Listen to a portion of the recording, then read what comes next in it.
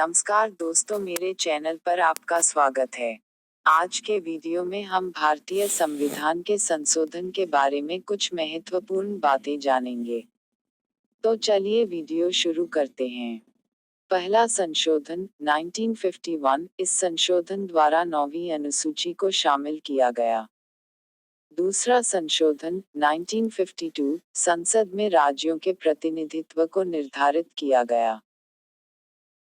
सातवां संशोधन 1956। इस संशोधन द्वारा राज्यों का ब, स और द वर्गों में विभाजन समाप्त कर उन्हें 14 राज्यों और 6 केंद्र शासित क्षेत्रों में विभक्त कर दिया गया।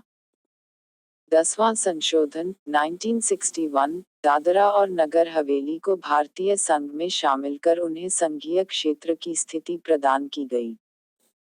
12वां संशोधन 1962। गोवा, दमन और दीव का भारतीय संघ में एकीकरण किया गया। 13वां संशोधन 1962। संविधान में एक नया अनुच्छेद 371 अ जोड़ा गया, जिसमें नागालैंड के प्रशासन के लिए कुछ विशेष प्रावधान किए गए।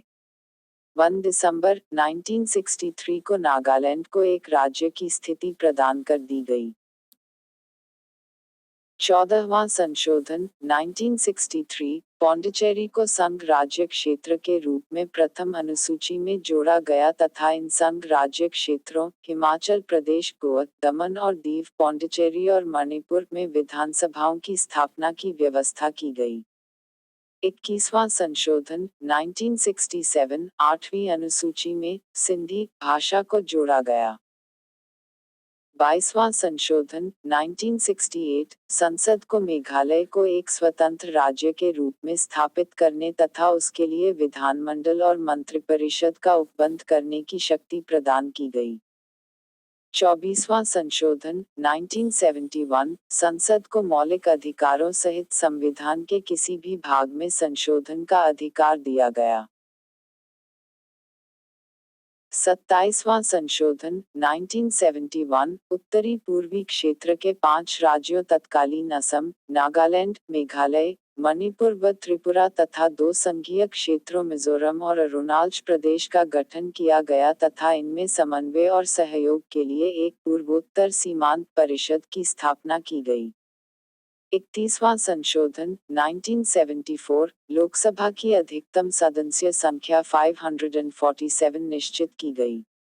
इनमें से 545 निर्वाचित व 2 राष्ट्रपति द्वारा मनोनीत होंगे। 36वां संशोधन 1975। सिक्किम को भारतीय संघ में संघ के राज्य के रूप में प्रवेश प्रदान किया गया।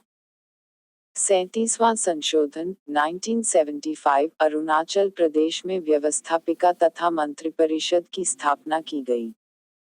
42वां संशोधन 1976। इसे लघु संविधान मिनी कॉन्स्टिट्यूशन की संज्ञा प्रदान की गई है। इसके द्वारा संविधान की प्रस्तावना में धर्मनिरपेक्ष, समाजवादी और अखंडता शब्द जोड़े गए। इसके द्वारा अधिकारों के साथ साथ कर्तव्यों की व्यवस्था करते हुए नागरिकों के 10 मूल कर्तव्य निश्चित किए गए। लोकसभा तथा विधानसभाओं के कार्यकाल में 1 वर्ष की वृद्धि की गई। नीति निर्देशक तत्वों में कुछ नवीन तत्व जोड़े गए। इसके द्वारा शिक्षा, नापतोल, वन और जंगली जानवर तथा पक्षियों की रक्षा, ये विषय राज्य सूची से निकालकर समवर्ती सूची में रख दिए गए। यह व्यवस्था की गई कि अनुच्छेद 352 के अंतर्गत आपातकाल संपूर्ण देश में लागू किया जा सकता है या देश के किसी एक या कुछ भागों के लिए।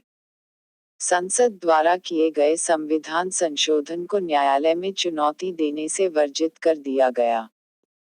44वां संशोधन 1978। संपत्ति के मूलाधिकार को समाप्त करके इसे विधिक अधिकार बना दिया गया। लोकसभा तथा राज्य विधानसभाओं की अवधि पुनः 5 वर्ष कर दी गई।